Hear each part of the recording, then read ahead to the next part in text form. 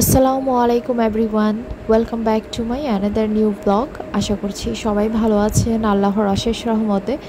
আলহামদুলিল্লাহ, আমরাও সবাই ভালো আছি। একদমই বাজেভাবে এলোমেলো একটা বারান্দা দিয়ে আজকের ব্লগটা শুরু করলাম। আমার বারান্দার অবস্থা ভয়ঙ্কর খারাপ, কাপড় চোপড় একদম জমে পাহাড় হয়ে আছে। তো এটা ছিল ভোরবেলার ভিডিও। সেহরি করে নামাজ পড়ে তারপর আমি ব্লগ এডিট করতেছিলাম। এরপর দেখলাম যে আস্তে আস্তে বাইরে আলো হয়ে গেছে, তো একটু বারান্দায় আসলাম। এই সময়টাতে বারান্দায় অনেক বেশি ভালো লাগে, পাখির কিচিরমিচির শব্দ শোনা যায়, তারপর ঠান্ডা মিষ্টি বাতাস, সব কিছু মিলিয়ে প্রাণবন্ত একটা পরিবেশ।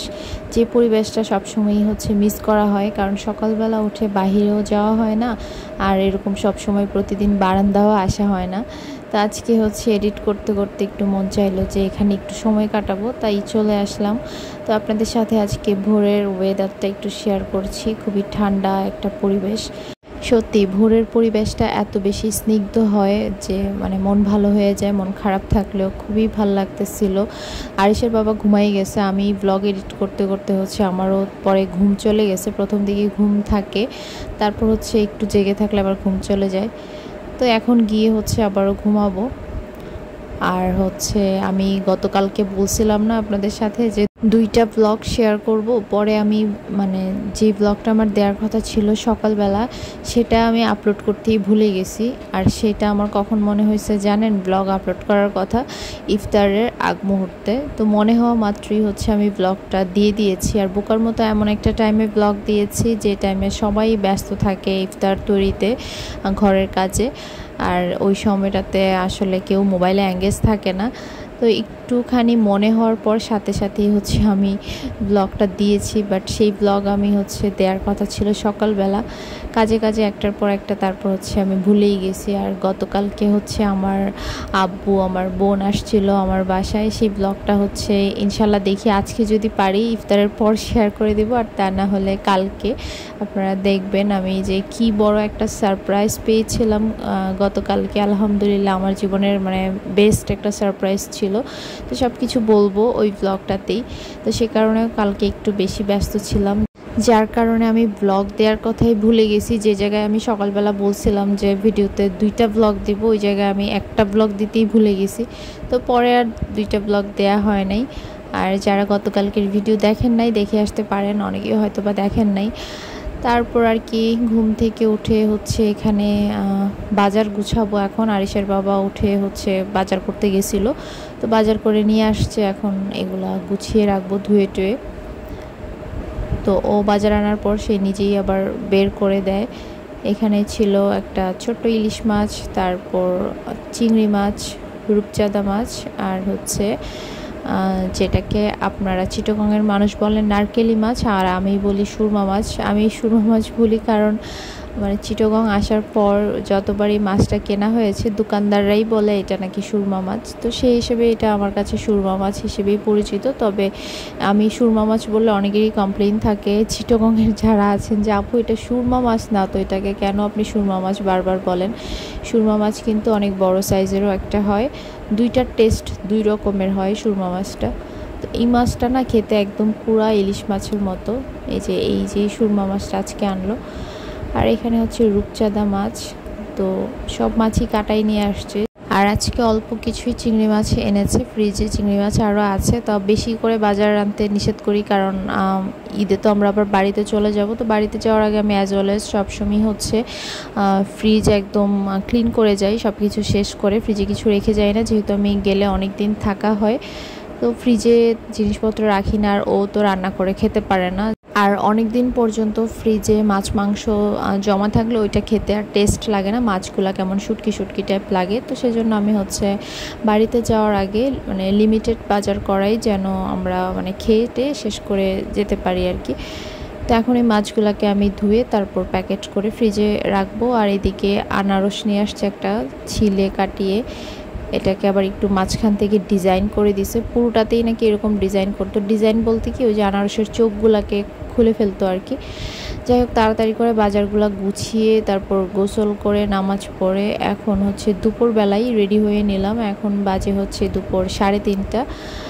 তারপর হচ্ছে কিছু পার্সেল ছিল, তা সেগুলো হচ্ছে অর্ডারের জন্য দিয়ে আমরা বের হয়ে গিয়েছি। তো ওই সব কিছু আর ভিডিও করা হয় নাই, কারণ প্রতিদিন একই জিনিস দেখাতে ভালোও লাগে না। তো চলে আসলাম হচ্ছে সেন্টার প্লাজায়। এখানে হচ্ছে আমি ড্রেস বানাই, আর আমার হচ্ছে কয়েকটা ড্রেস জমে আছে। তো এগুলো হচ্ছে টেলার্সের কাছে দিতে আসলাম। অনেক দিন থেকেই দিব করতেছি, দেওয়ার হচ্ছে না। যে ড্রেস আমার ঈদের রোজার অনেক আগে দেওয়ার কথা ছিল, সেই ড্রেসও এখন দিতে আসছি। আর সাথে হচ্ছে আমার বোন যে আমাকে ঈদের ড্রেস গিফট করেছে, সেটাও দিয়ে দিলাম। তো ড্রেসগুলো বানাতে দিয়ে তারপর হচ্ছে এখন ব্যাগের কালেকশন দেখতে আসছি। ব্যাগ নিব হচ্ছে গিফটের জন্য। কাকে গিফট করব সেটা পরে বলবো। তো এখন হচ্ছে দেখতেছিলাম, পাশাপাশি আমার জন্যও দেখতেছিলাম। আজকে যতটা পারি শপিং করে নেব, সেই উদ্দেশ্য করেই বাসা থেকে বের হওয়া। আর রোজা রেখে হচ্ছে প্রতিদিন বাইরে বের হতে ইচ্ছে করে না, আর রোজা রেখে শপিং করা তো আমার কাছে খুব কষ্টের লাগে, খুবই ক্লান্ত লাগে, কোনো কিছু মনে হয় যে পছন্দই হতে চায় না। তো সেজন্য আজকে ভাবলাম যে ড্রেসগুলো দিয়ে কিছু কেনাকাটা করে ফেলবো। আর সেও কতদিন থেকে বলতেছে যে কবে শপিং করবা, রোজা তো প্রায় অর্ধেক তো শেষই হয়ে যাচ্ছে, কখন শপিং করবা। ওই যে আমার আর বের হওয়া হয় না। তো আজকে হচ্ছে জুতাও দেখতেছিলাম, জুতাও নিয়ে নিব। তো আমার হাজব্যান্ড বলতেছিল যে তুমি তো বের হতে চাও না, শরীর উইক লাগে রোজা রেখে, সন্ধ্যার পরও বের হতে ইচ্ছে করে না, আর দিনের বেলাও ভাল লাগে না। তো সে বলতেছিল যে আজকে তাহলে তোমার শপিংগুলো শেষ করে ফেলো। তো আমি সেটা ভেবেই হচ্ছে দেখতেছিলাম আর কি। তো এখানে আমি একটা জুতা চুজ করে নিয়ে নিলাম। তারপর হচ্ছে ব্যাগ দেখছিলাম। তো টুকটাক হচ্ছে শপিং করেছি, আর আমি না সমস্ত শপিংগুলো আপনাদের সাথে একসাথে শেয়ার করব, কারণ অনেক দিনই যাওয়া হবে শপিং মলে। তো খুচরা শপিং না দেখিয়ে পুরো মানে ঈদের শপিং ব্লগটা আমি আলাদাভাবে শেয়ার করবো আর কি, সব কিছু দেখাবো।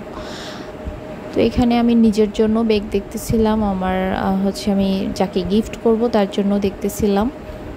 তো পরে হচ্ছে দেখে টেখে ব্যর্থ হয়ে চলে গেছি, কারণ আমার মানে বুঝতেছিলাম না যে যেটা নিব সে এটা পছন্দ করবে কি না। ভ্যারি কনফিউজড ছিলাম, শুধু কনফিউজড না। তারপর হচ্ছে ইফতারের টাইম হয়ে যায়, আমরা ইফতার করতে একটা রেস্টুরেন্টে বসি। রেস্টুরেন্টে এসে দেখি যে এত বেশি মানে ভিড়, বসার প্লেস নাই, মানে একটা টেবিলে কয়েকজন শেয়ার করে বসতেছে। তো উপায় নাই, যেহেতু ইফতারের টাইম হয়ে গেছে, আমরাও হচ্ছে শেয়ার করে একটা টেবিলে বসে গেলাম। ইফতার শেষ করে এখন চা খাচ্ছি।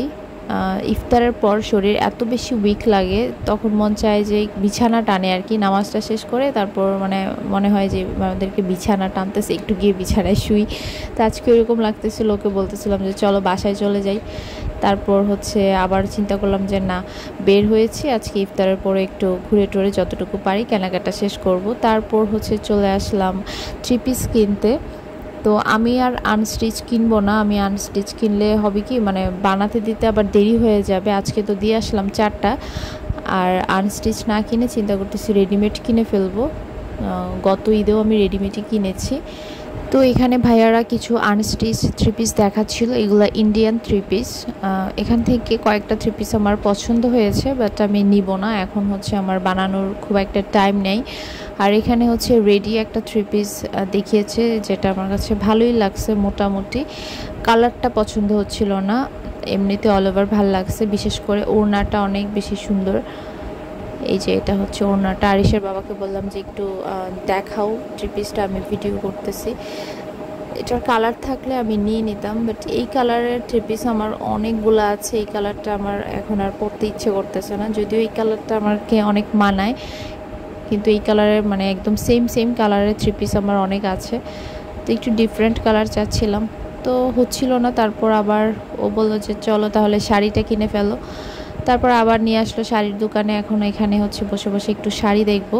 শাড়িও পছন্দ হচ্ছিল না, আর ওই মুহূর্তে আমাদের দুজনেরই এত বেশি টায়ার্ড লাগতেছিল, আমরা হচ্ছে একদম দুপুরবেলা বের হয়েছি, তো তার উপর আবার রোজা রেখে, তো শরীর খুবই ক্লান্ত লাগতেছিল ইফতারের পর। তো একদমই ভাল লাগতেছিল না। কয়েকটা শাড়ি দেখলাম, এই শাড়িগুলো আমার পছন্দ হচ্ছিল না। তারপরে একটু পার্টি টাইপের যে শাড়িগুলো, ওইগুলো দেখলাম। দেখে টেখে না, মন মতো মিলতেছে না, কারণ এসব জিনিস হুটহাট করে আমি কিনতে পারি না, একটু সময় নিয়ে দেখে তারপর হচ্ছে পছন্দ করে কিনতে হয়। আর অনেক সময় নিয়ে দেখে বুঝে শুনে মানে কেনার সেই এনার্জিটা শরীরে ছিল না, দুজনেরই ছিল না। তারপরও সে আমাকে জোর করে নিয়ে আসছে, বলতেছে যে না শাড়িটা দেখে আজকেই কিনে ফেলো। আর এবার ওর শখ হয়েছে যে ঈদে শাড়িও দিবে, বাট আমার তো শাড়ি পরা হয় না, সেজন্য আমার শাড়ির কালেকশন খুবই কম, ঈদেও আমার শাড়ি নেওয়া হয় না। তো এবার বলছে যে না এবার একটা শাড়ি নাও। তো মানে শাড়িও কেনা হয় নাই আজকে, 3 পিসও কেনা হয় নাই। এই হচ্ছে আপডেট। মানে আজকে ঘুরে টুরে ক্লান্ত হয়ে গেছি, তারপর বাসায় চলে আসছি। আর এই তো এসে আর ভিডিও করা হয় নাই, খুবই টায়ার্ড ছিলাম। এখন সেহরি টাইমে আমি 2 পিস ইলিশ মাছ ভাজতেছি, আমার আজকে রান্নাও করা হয় নাই।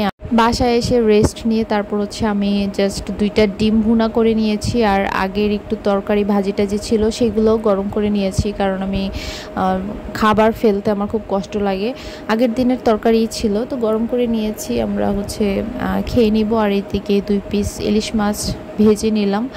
তো এই ছিল আজকে আমাদের সেহরির খাবার, আলহামদুলিল্লাহ। তো যাই হোক, আজকের ব্লগটা সকালেই দিব, সিরিয়াসলি আজকে সকালেই দিব। তো ঠিক আছে, সবাই ভালো থাকেন, আল্লাহ হাফেজ।